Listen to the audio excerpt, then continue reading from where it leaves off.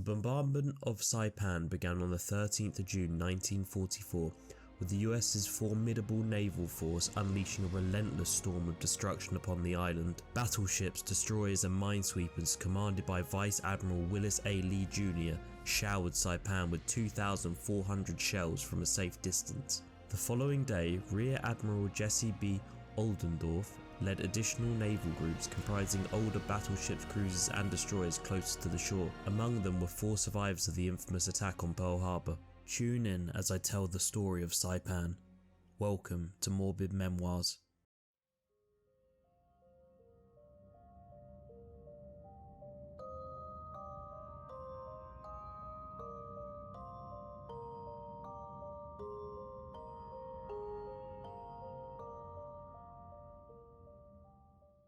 At 7 o'clock on the 15th of June 1944, over 300 LVTs ferried 8,000 Marines to the west coast of Saipan. Supported by fire from battleships, cruisers and destroyers, the Marines faced fierce resistance. Japanese defences, cunningly designed to maximise American casualties, included barbed wire, artillery, machine gun emplacements and trenches. Despite initial setbacks, the 2nd and 4th Marine Divisions secured a beachhead by nightfall, while the US Army's 27th Infantry Division advanced towards the airfield. The invasion took the Japanese High Command by surprise, diverting their attention from an expected attack elsewhere. Admiral Shigetaro Shimada saw an opportunity to counterattack, but the ensuing Battle of Philippine Sea proved catastrophic for the Imperial Japanese Navy. Isolated and without resupply, the defenders on Saipan fought fiercely. Hiding in the caves during the day, they launched deadly night attacks. However, the Americans developed tactics utilizing flamethrowers, artillery and machine guns to clear the caves. The V Amphibious Corps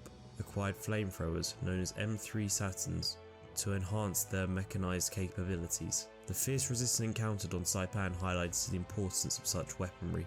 By the 6th of July, the Japanese had nowhere to retreat, and their commando, Saito, planned a final desperate Banzai charge. At the break of dawn on July the 7th, a group of 12 men carrying a tattered red flag led roughly 4,000 troops in a final desperate charge. The Japanese surged over the American front lines, engaging army and marine units. The 105th Infantry Regiment suffered heavy casualties, losing over 650 killed and wounded. Amidst the chaos, the American soldiers fought back fiercely, resulting in over 4,300 Japanese killed. However, the cost of victory was steep, with over 400 American soldiers dead and more than 500 wounded. It was a haunting reminder of the brutality of the war and unwavering spirit of those caught in its grip. Ultimately, Saipan fell into the American hands on the 9th of July. Saito and other commanders committed suicide, while Vice Admiral Chichiu Nagumo, infamous for leading the attack on Pearl Harbor, also took his own life. During the final sweep to eliminate the pockets of Japanese resistance in Saipan, the fighting remained intense as American forces encountered enemy soldiers hiding in caves and other concealed locations. The Japanese soldiers were either flushed out or killed by flamethrowers, grenades and satchel charges. The Americans attempted to persuade any civilian present in the caves to surrender, but often they were met with suicide from the Japanese.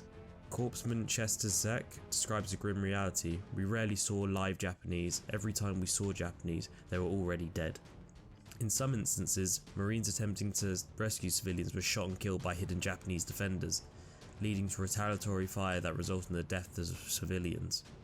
The Japanese civilians did not want to surrender as they had been fed propaganda that the US soldiers would rape the women and kill children.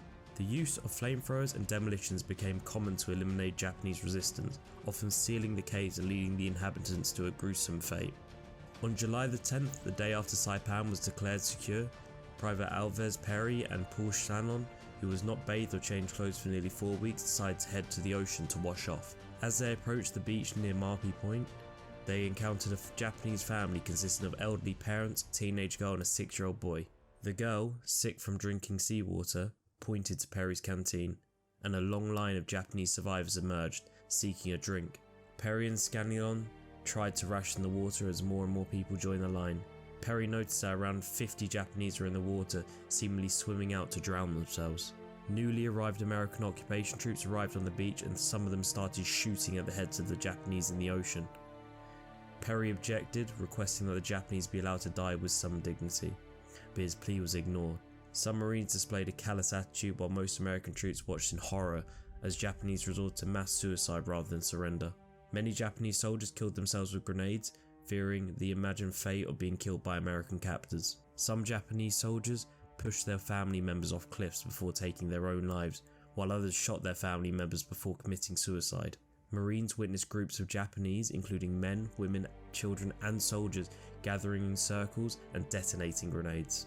Japanese officers also shot soldiers who hesitated or considered surrender before taking their own lives. Sergeant Bill Moore witnessed the suicides of hundreds of Japanese soldiers and civilians, describing how entire families would be gone after a grenade exploded. Corporal John Jack Remke observed the mass suicide at the northern end of Saipan, where loudspeakers were used to call out to Japanese, urging soldiers and civilians to surrender. Despite efforts to stop these suicides, they continued, with some Japanese jumping off cliffs or walking into the water and disappearing. The 2nd Marine Divisions attempted to discourage suicides, proving unsuccessful.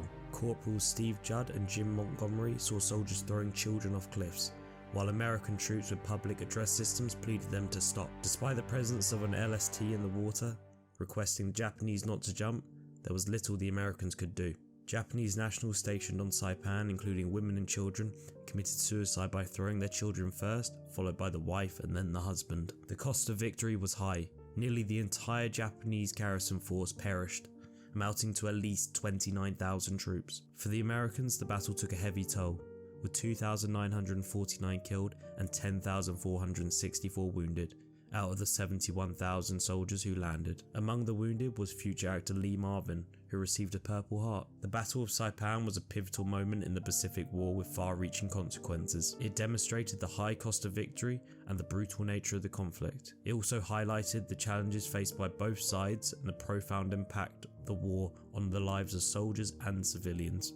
As the Allies continued their advance towards Japan, the Battle of Saipan served as a haunting reminder of the sacrifices made and the lengths to which people would go in face of desperate circumstances. The events on Saipan underscored the complexity and tragedy of the war, leaving an indelible mark on the history of the Pacific theatre. If you enjoyed this video, consider subscribing below and dropping a like.